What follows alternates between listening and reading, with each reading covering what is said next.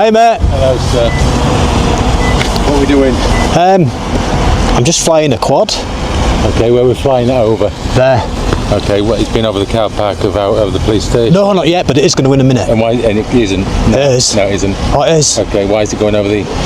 Because I've got to get shots of this police station. I tried to get one the other day, and two policemen come and talk to me. Right. And they talked to me for ages, and they ruined my battery. All the time I was talking to them, battery ran down. Well, and then what you've got to understand, so if you fly it over things like police stations, it's classed as hostile reconnaissance. Oh, it's not hostile reconnaissance. Okay, but what's it for? It's for my YouTube channel. Right. Okay, but what's it going to do?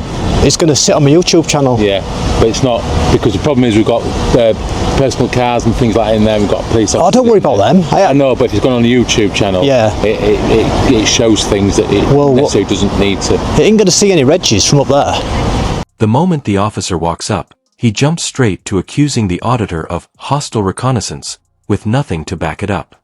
Instead of making sure the drone was brought down safely, he starts grilling the pilot while it's still in the air, pulling focus from a task that requires steady attention and precise control.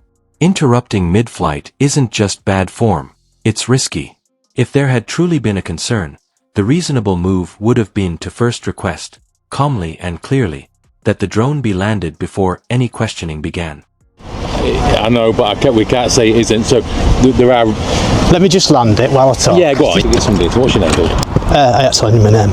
And, I need to ask, don't I? No, because you don't need to know my name. Because I need to know who's flying drones over police stations, so I do. I haven't flown it over the police station. Okay. I've literally just took off and it was there, and then you come to talk to me, so I haven't done anything yet. Yeah, but our front office has called through to say there's somebody...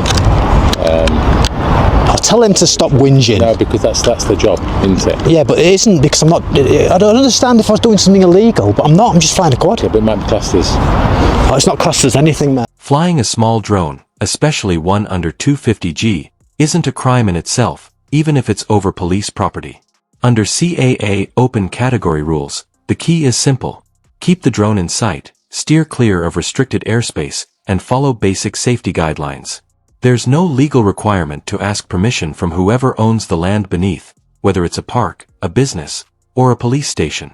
Yet, in this case, the officer still presses for the pilot's personal details, without any real grounds. The only justification seems to be a report from the station's front desk, which doesn't amount to lawful suspicion.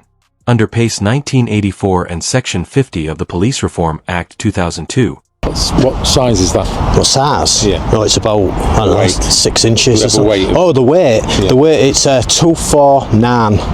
But you're going to show me, but you don't, and then you won't tell me who you are, and it's I don't want to tell you who I am, I don't, because it's against our, it's breaching our rights, you see. Well, it isn't, because you're breaching a lot of rights, really. What rights have I breached? As in people's rights to privacy and data protection and stuff like that in relation to people's potential vehicles and workplace. That's why we've got electronic gates on there, isn't it? So people don't access it. You know, there's no breach. And I'm not. No rights being breached. I'm not saying anything, but we still need to know who people are who fly. Why? Police. We do need that. Why? Because we do. Yes, officers can walk up and ask questions, but you're under no legal obligation to hand over your personal details unless they have a lawful reason, like reasonable suspicion of an actual offense or proven antisocial behavior.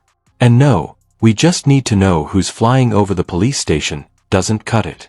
In this case, the officer is clearly trying to spin the narrative so it sounds like drones near police property are inherently suspicious or unlawful, which simply isn't true. No, because if you suspect me of a crime, you'll have to trust me then. Well, there are potential offences, aren't there? What offences? Well, the information you're gathering, I don't know what that's for. It's from my YouTube channel. Okay, show me it. Show me your YouTube channel.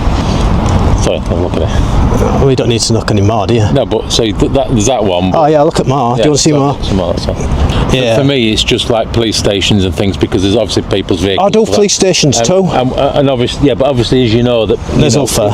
Some people might not be as legitimate as you. So, yeah, I don't. And the problem is, if we start to get, people picking up registration or images of people, because sometimes people don't want their images on things and things like that. So it's things like data protection we've got to look at. Yeah, we've got to be careful with it. Instead of focusing on whether any law was being broken, which it wasn't, the officer shifted the conversation to the auditor's YouTube channel, as if the footage's purpose determined its legality. It doesn't. The auditor was under no obligation to explain his motives or share any videos while operating within his rights.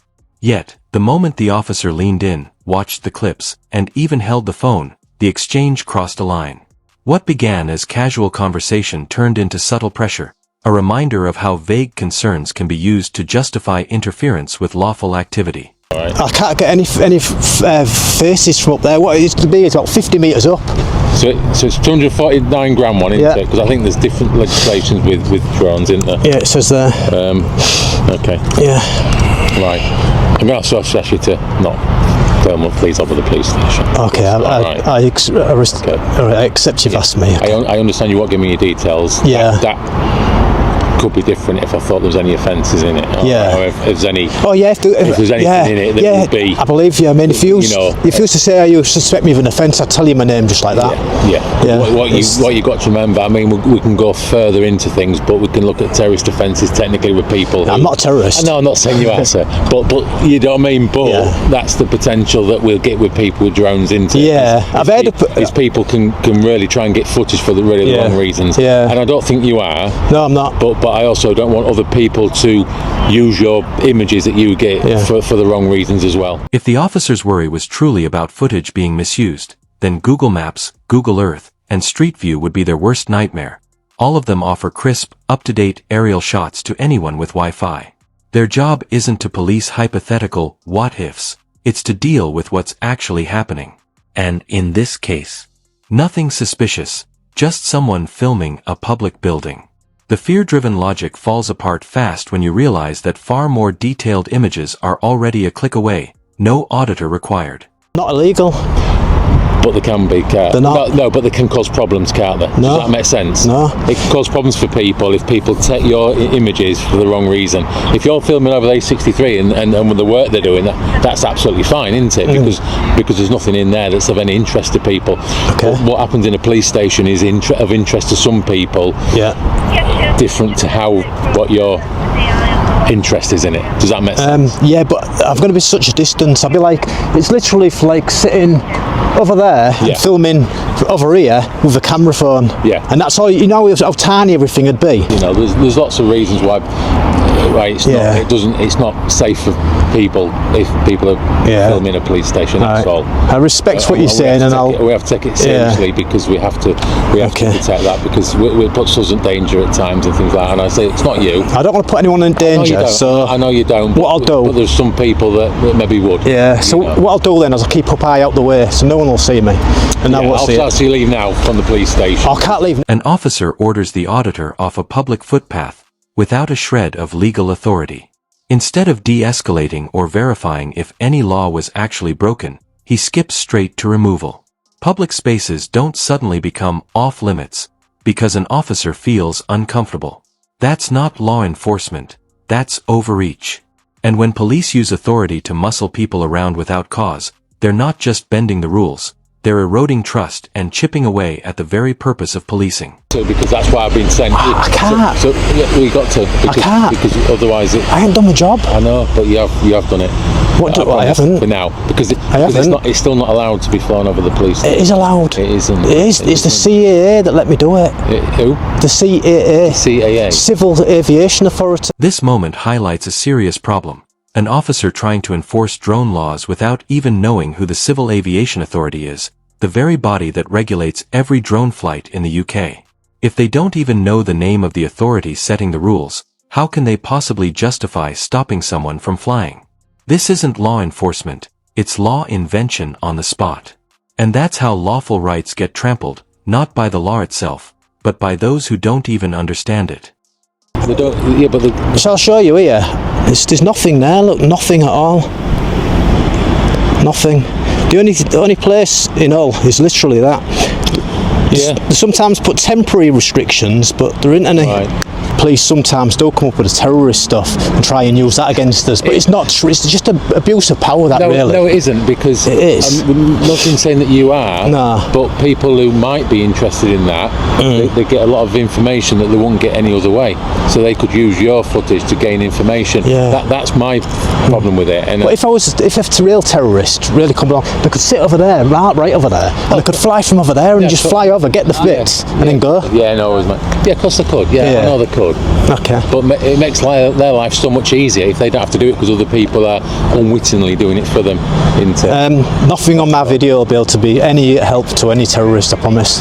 The only other compromise that I'm going to need is your details. I ain't giving my details. Because I don't got to. Because there's a recordable offence with this. Does it what? There is a recordable offence for this. How? Why? And so we will need you. What offence would it be? I'm just waiting for that information. Okay, I bet they ain't got it. Because I don't know the word in it. Yeah, I bet they ain't got it. The officer claims there's a recordable offense, but when pressed, admits he has no clue what it is. He's just waiting for someone to feed him an answer over the radio. That's not policing, that's phishing.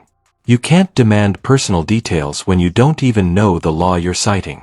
In a field like drone regulations, that kind of guesswork just screams unprepared and out of depth. I mean, there's a lot of people flying these, and the law's been explored. Well, the legislation's changing, isn't it? Because it has to change with them because of some of the problems that they can cause. It hasn't changed since the last time, though, a couple of years ago. It's legal, if they want to. And that's why legislation changes, isn't it, to encapsulate things. Until it changes, it's allowed. I think it has. No, it hasn't. It hasn't. Bear with me, and we'll find out what it is. I'll tell you what it is. And if we're not right, then I'll happily say we're not. I think we are. Yeah, some policemen do. Some actually admit they're wrong and apologise. I've seen it on a few videos. But sometimes they don't. Sometimes they dig their heels in and they think they're right when they're not, and then they go off it. The officer tries to sound authoritative, claiming drone laws have recently changed because of safety concerns, except they haven't.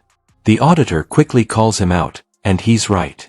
UK drone regulations haven't seen major changes since December 2020, aside from some provisions extended to 2026. By pushing this false update, the officer only highlights how little he knows about the very laws he's supposed to enforce. No problem. The only thing I am telling you, and I'm being perfectly honest, is that part of it might be a request for your details, and that might be something we've got to get round, or we've got to get through and deal with. If that's the case, then we'll talk about that. But So you're a sergeant then? Who are you taking the orders off from up there? Is it someone up top, an inspector or something? No, we have a force incident manager. So. Oh, is that who's telling you your info? So they're just checking. Is he like going on Google and finding out from there and then telling you? He'll have some legislation in front of him, and then there'll be loads of legislation to things like this, and loads of it to go through. Yeah, we've got to work within the law. If they're not out of bounds at the moment, we're allowed to do it. It's not really. We don't obey laws that don't exist yet and think they might change and we'll worry about it. We just get our jobs done, and then if it changes later, we've got the footage already. Right, so we're getting there. Good. Right, so can I just take the details of your drone? That's all. What do you mean the details? As in the sort of size and the make. That's all. And we've done the size anyway, haven't we? It's 249 grams. So it's 249 ultra light. Yeah, it's a DJI. What's this? Is that your operator's license? No, it's my operating ID. Right, so it's GB. OB, and that's where you control your license. Yeah. Okay. No, that's okay. So the legislation, you've got to either do that, land it as you have, and go and show me the details of it, or you've got to give me your details. There it is. Mini 4 Pro. You're not giving me your details. No. Okay. But I've given you them. That links to them. But because you've given me that, then I've got that, and I'm happy. Okay. Under UK drone laws, CAA, drones over 250G or with a camera must display an operator ID. But this doesn't give police an automatic right to demand, record, or trace that ID. Officers can only act if they have a lawful basis, such as reasonable suspicion of an offense, a dangerous flight, or an investigation under the Air Navigation Order 2016. In this case, the officer admitted he didn't even know what law had been broken, yet still ordered the auditor to land and hand over their ID. That's a clear overreach, and using the operator ID to trace personal details without legal grounds could breach Article 8 of the Human Rights Act. Okay. Right. That'll give you my name if you go look it up. So we've sort of got there. Yeah. It's legislation changes all the time, and that's where where it sits at the moment. Yeah. Whether it'll change again, it'll change again at some point, because it'll have to some extent, and different things that happen change the legislation, don't they? Yeah. Always. It's the same with law. Yeah. We have state cases change the way the law works. Yeah. It? It's always updating. So it's the same as that. All right. Yeah. I appreciate not giving details. That's your choice. Yeah. And I appreciate you talking to me. Okay, thanks. Because you've given me what I need, and I know you're not a wrong un. No, I'm not. I also don't want. Just please, can I ask you that you do make sure there's nothing put across that's going to. I won't put anything online that's going to put anyone at any risk at all. None at all. Because that's the bottom line. I don't want anyone, whether it's you, whether it's me or colleagues or anyone else. I don't want people coming at risk because of things that people say. There won't be any of that. I don't want criminals, organised criminals to be assisted by somebody unwittingly. No. Because that's not. No, I'll give them nothing. I mean, if they want to look at the outside of a police building from a little bit higher, I mean, if that helps them, it won't. But yeah, that's all they're going to get. What's your first name, please? I'd rather not see Just it. so I can speak to you. What's your first Steve. Steve. Thank you, Steve. Okay. I appreciate it. Thank you. Bye. By the end of the exchange, it's clear the officer was off course from the start. He interrupted mid-flight without first asking for the drone to be landed, creating a safety risk himself. From there, he speculated about misuse with no evidence, failed to recognize the CAA, the body that regulates UK airspace, and claimed a recordable offense he couldn't name without radio help. It went further when he wrongly insisted legislation required the auditor's operator ID, twisting the rules to assert control. This wasn't lawful policing, it was an ill-informed display of authority, underscoring why public oversight matters.